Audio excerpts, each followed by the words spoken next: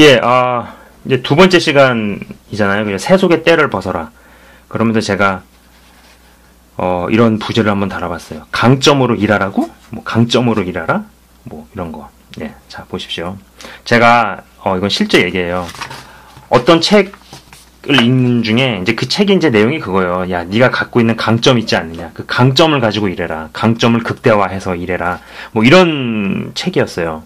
뭐, 꽤 유명하셨던, 이름만 들으면 다 알만한 그런 목사님이 쓰신 책이었는데, 근데, 어느 날 딱 그 마음속에 그런 마음이 딱 오는 거예요. 이거 하나님께서 어떤 주신 마음? 어떤 그런 것 같아요. 딱 저한테 이제 그런 마음이 오는 거죠. 야, 내가 약점 갖고는 일 안 하냐? 딱 그러시는 거예요. 예? 야, 내가 약점 가지고는 일 안 하냐? 물론 내가 사람 강점도 쓰지. 약점은 안 쓸까? 그 사람 단점은 내가 안 쓰니? 장점은 내가 안 쓰니? 난 다 써. 그리고 내가 약점 가지고 일할 때 더 큰 일들이 일어나. 더 많은 일이 벌어져. 나는 그 책 제목 마음에 안 들어. 어우, 되게 놀랐어요, 제가. 예. 자, 보세요. 하나님께서는요, 약점, 강점, 장점, 단점, 그 사람의 치부, 다 쓰십니다. 다 쓰세요.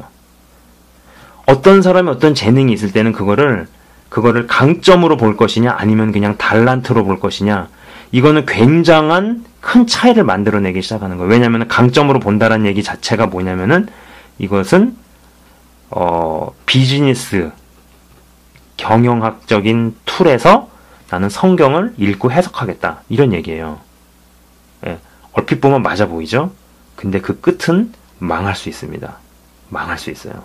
자, 보세요. 강점을 극대화하라는 거. 강점을 극대화하라. 이거는요, 피터 드러커라는 사람이 있어요.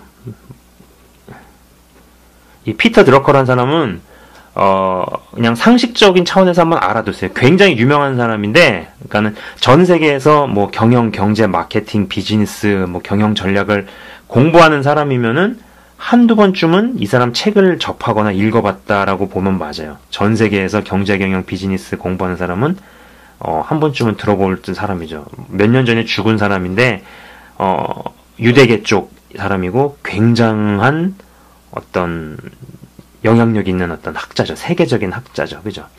근데 보세요. 강점을 극대화하라는 거는요. 이게 플라톤 철학하고도 연관이 있어요. 그죠? 우생학이죠. 예. 열등한 종자들을 없애고 우수한 사람들만 가지고 뭐 무슨 그렇게 하자. 그죠? 근데 이게 영향을 누구한테 미쳤냐면 히틀러한테 미쳐서 히틀러가 뭐 유대인들을 그렇게 많이 죽이는데 써먹은 어떤 사상적인 배경이 된 거죠. 자, 보십시오.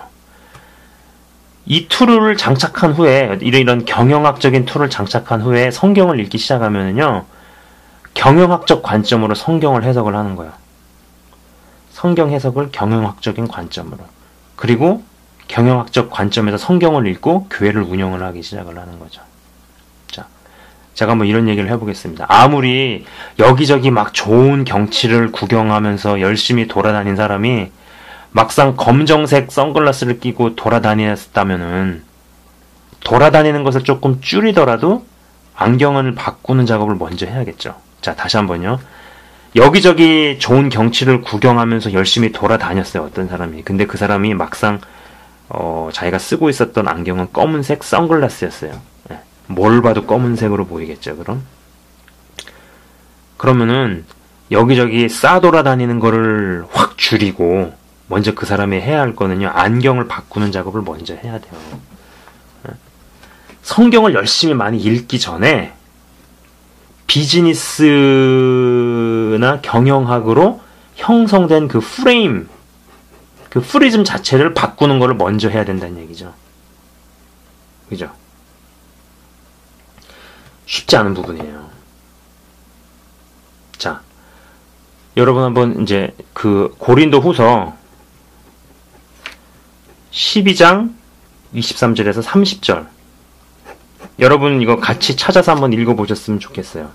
고린도후서 12장 23절에서 30절. 뭐 제가 읽는 거는 생략을 할게요. 그리고 30절 하나만 읽겠습니다. 30절은 이렇게 시작합니다. 내가 부득불 자랑할진대 내가 약한 것을 자랑하리라. 23절에서 30절 읽어보면요. 사도 바울의 자랑의 내용이 다 이상한 거예요. 뭐 자기가 뭐 매 맞고 고생하고 감옥 갇히고 뭐 파선되고 이런 거를 쭉 얘기를 해요. 그러면서 이 사람 얘기가 그거예요. 나는 이런 것들이 자랑이다. 나의 자랑이다. 나의 연약함을 통해서 약함을 통해서 하나님께서 일하셨다. 이런 거죠. 응? 약점을 가지고 하나님께서 나의 약점을 하나님께서 사용하셨다. 결국 그 고백이거든요. 근데 여러분 한번 생각을 해보세요. 내가 가지고 있는 연약함은 왠지 계속 가리고 싶잖아요. 그걸로 어필하고 싶진 않잖아요, 사실. 그죠? 물론 뭐 그거를 묻지도 않았는데 뭐 보여주고 광고하고 다니고 드러내고 다닐 필요는 없지만은, 그러나 하나님께서 일하실 때 쓰겠다 하시면은 내어드려야죠. 내 칩이라도 약점이라도 숨기고 꼭 감추려고 하는 것이 아니라. 그죠? 자, 또 이제 좀 약간 다른 얘기를 해볼게요.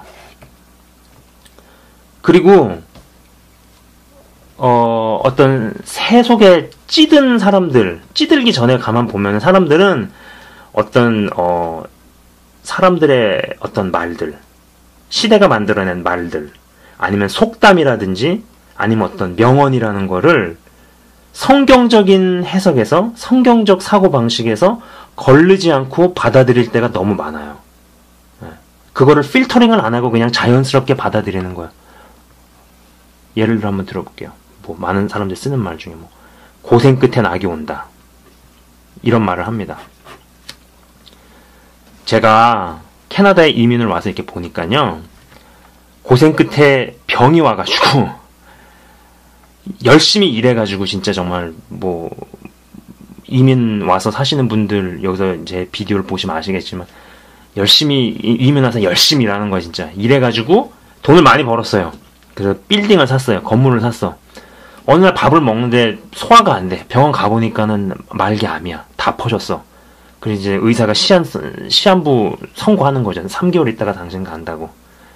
제가 주변에서 그런 분만 여러 번 봤어요. 살만 하니까 가신 거예요. 예.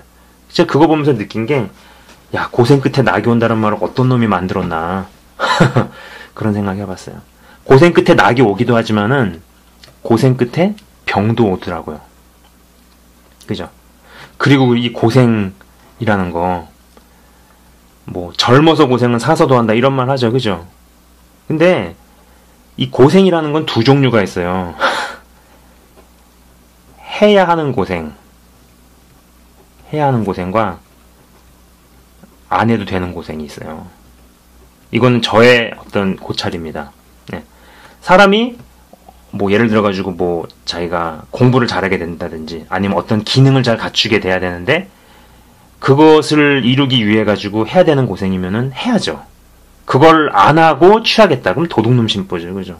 그런 거는 응당 해야 되는 고생입니다. 해야 되는 고생을 안 하고 내가 그걸 얻겠다. 그건 말이 안 되죠. 근데 안 해도 되는 고생을 사람이 하잖아요. 그러면 사람이 뭐 철이 드는 게 아니에요. 이가 갈리는 거지. 예. 젊어서 고생은 사서도 한다고요. 안 해도 되는 고생을 젊어서 해보세요. 예. 사람이 이가 갈리고 정말 열이 받지. 그잖아요. 예? 자, 뭐 또 이런 얘기는 해볼게요. 뭐 근면하고 성실해야 된다 얘기하잖아요. 정말 여러분들한테 한번 물어보고 싶어요. 방향이 잘못된 근면 성실을 본 적 있으십니까? 예. 방향이 잘못됐어요. 예. 근데 근면 성실해. 이런 사람은요, 올바른 방향에 머무르고 있으면서 기어가고 있는 게을러 터진 사람보다도 못한 거죠. 그죠? 근면 성실한 사람을 보면은요, 어떤 사람은요, 이 평안함과 안정감이 있는 상태에서 근면한 사람이 있고, 불안과 근심, 염려에 완전히 압사돼가지고, 기다리지 못하고 뭘 지르는 거예요. 딱 보면 근면해 보이죠. 성실해 보이고, 부지런해 보이고. 근데 그거의 근원이 그 사람이 근면하게 만든 그 행동의 동기가 불안과 염려와 근심, 초조, 불신이라는 거죠. 결과가 안 좋아요. 부지런한데도 결과가 안 좋아요. 근면 성실이 뭐 중요하다. 안 그래요. 그것도 나름이란 얘기예요. 또 이런 것들 있잖아요. 뭐 경험보다 더 좋은 선생이 없다. 뭐 경험이 무슨 뭐 지식을 이기는 뭐 이런 얘기를 하잖아요. 그죠? 경험보다 더 좋은 선생이 없다는 게 진짜 맞는 얘기면은 뭐 사법고시에서 7번 떨어지고 8번째 붙은 사람은 무조건 첫 번째 합격한 사람보다 점수가 좋아야겠죠. 그죠? 근데 어디 그렇습니까? 그죠? 그 예전에 오바마가 대통령을 하기 전에 이제 경선에서 오바마하고 힐러리가 서로 이제 대선을 놓고 경쟁을 했었거든요. 했을 때 힐러리가 이제 자기를 밀어달라고 하면서 무슨 얘기를 했냐면은 나는 자기 남편이 대통령으로 있을 때 이렇게 국정 경험도 많고 경험이 많다. 그런 걸로 어필을 하더라고요. 그랬더니 이제 오바마가 어떻게 받아쳤냐면은 그렇게 국정 경험이 많은 거 내가 존중합니다. 참 보기 좋습니다. 근데 이제 결정적으로 이제 한 방 매긴 말이 그거죠. 그러나 경험이 많다고 일을 잘하는 건 아닙니다. 딱 그렇게 얘기를 한 거예요. 네. 한번 이 얘기 또 해볼게요. 제가 어떤 목사님을 봤냐면은 그분 이 태도가 그거예요. 내가 성경을 뭐 한 200번 읽었으니까 뭐 20번에서 50번 읽은 목사보다는 자기가 낫다. 이런 뉘앙스로 얘기를 하시더라고요. 근데 한번 여러분 생각해보세요. 성경을 100번 통독했으니까는 성경을 20번 읽은 사람보다 많이 안다라는 그 사고 방식 자체가 도대체 어디서 비롯된 거냐 이거죠. 네. 그건 그렇지 않죠. 그런 이런 말들이 우리 머릿속에서 형성하고 있는 태도와 시각이나 사고방식들이 있는 거예요. 근데 이런 것들이 성경적이고 성령의 역사를 더 불러일으키는 쪽으로 가면 좋은데 안 그런 경우가 많아요. 뭐 예를 들면 또 이런 것도 있잖아요. 어떤 사회 텀 중에 뭐 88만 원 세대라는 말이 있더라고요. 제가 이런 말을 보면서 굉장히 짜증이 났어요. 88만 원 세대라는 말을 이런 단어를 쓰고 다니고 듣고 다니고 하는 사람들은 젊은 사람들은 의식이나 가능성 자체가 축소될 거 아니에요. 응? 그잖아요. 우리는 88만 원 세대야. 뭐 점점 더 어려워. 시급은 뭐 떨어져. 물론 그게 어떤 사회적인 현상에 대한 사실일지는 몰라도 그런 말을 마음속에 품고 살고 다니면 그 사람이 어떻게 예수님을 믿는 사람으로서 하나님께서 주어주신 어떤 그런 달란트들이나 자신의 어떤 사명들을 펼칠 수 있겠느냐 이거죠. 이런 말의 노예가 되는데. 그죠? 그러면서 이 책을 쓴 분들은 이런 용어들을 유행시키고 인세를 받아가지고 돈을 벌겠죠. 그죠? 자, 보십시오. 골로새서 2장 8절을 한번 찾아보셨으면 좋겠어요. 비디오 잠깐 스톱하시고 찾아보시면은요. 제가 읽어보겠습니다. 누가 철학과 헛된 속임수로 너희를 사로잡힐까 주의하라.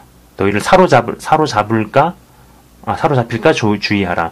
이것은 사람의 전통과 세상의 초등학문을 따름이요 그리스도를 따름이 아니니라. 그죠? 자, 두 번째 비디오를 조금 이제 정리를 해볼게요. 사람들은 상식적으로든 무의식적으로든 본능적으로든 자기의 강한 부분, 자기가 잘하는 부분을 가지고 어필하려고 합니다. 그죠? 그러면서 될 수 있으면 자기의 연약한 부분, 추한 부분은 안 나타내려고 하죠. 그리고 어떤 비즈니스적인 시각으로 접근을 하면은 그거를 강점으로 본다는 얘기죠. 그죠? 그러면서 강점이 있으니까는 강점이 있으면 분명히 약점이 있을 것이고 약점은 가리고 강점을 극대화시켜가지고 무언가를 한다. 이거는 비즈니스 경영학에서 말하는 얘기란 얘기죠. 그죠? 그리고 이런 툴로 성경을 읽기 시작하면은 나중에 문제가 크게 생길 수 있다라는 거예요. 그죠? 하나님께서 주신 어떤 재능이나 은사를 달란트로 볼 것인지 아니면 강점으로 볼 것인지 달란트로 봐야죠. 그죠? 강점으로 일하냐고요? 맞아요. 맞지만 다 맞지 않아요. 하나님은 여러분의 약점도 장점도 단점도 치부까지도 쓰신다라는 거죠. 그죠? 그렇기 때문에 우리 안에 나도 모르게 깊숙이 자리 잡은 그런 사고방식들, 인본주의로부터 온 그런 사고방식들을 때를 벗겨내시는 노력을 하셔야 됩니다. 기도하시고. 그래서 많은 사람들이 구조적으로 막혀있는 부분이 많아요. 성경을 읽고 하면서도 왜 성경에 나오는 그런 역사나 일들이 왜 내게 안 벌어지겠어요? 사단은 공교육을 통해서 아니면은 세상에 떠도는 어떤 그런 철학이나 사상이나 가르침이나 유행들을 통해서 우리들의 머릿속에 두뇌 속에다가 시스템을 만들어 놓은 거죠. 근데 이제 문제는 뭐냐면 그런 어떤 사람의 말들, 용어들, 어휘들, 하다못해 심지어는 속담이라든지 이런 것들을 우리가 너무 필터링하지 않고 받아들인 부분들이 많다는 얘기입니다. 그런 때들을 여러분이 벗겨내시는 그런 하나님의 자녀들이 다 되시기를 축원합니다. 감사합니다. 시청해 주셔서 감사합니다.